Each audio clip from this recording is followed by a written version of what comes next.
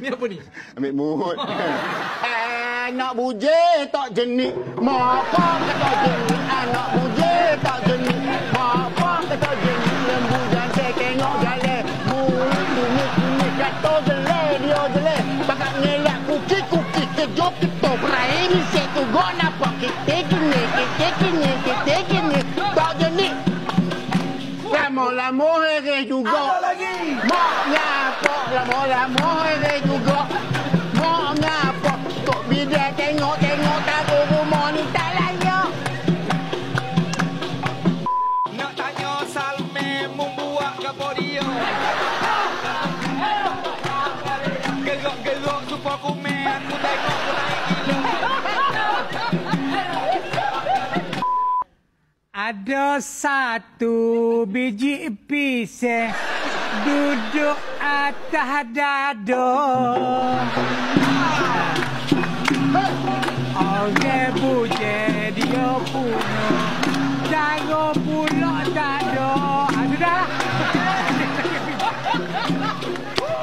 Buntat, sebelum cikgu panggil engkau dengan panggilan tak yang lain, tolong Buntat. Yes, memang ada suruh beli makanan sini. Tapi cikgu ada upah. Cikgu ada beli 20 sen, dapat 5 sen. Saya tak pernah langsung pakai colour pink. Kalau boxer pun, saya langsung tak pernah pakai. Jangan nak menipu. Cikgu pergi sekolah, cikgu pakai baju yang ada lambang daun kesum. Allah. Ini nama dia skip apa belas. Ya. Cuba siput, suka makan siput kan? Suka. Cuma saya nak bagi tahu dekat sini. Minta maaf cikgu, saya tak puas hati dengan Pak Kodim nak minta tolong tunjukkan juga. Anjing menyalak bukit, betul tak?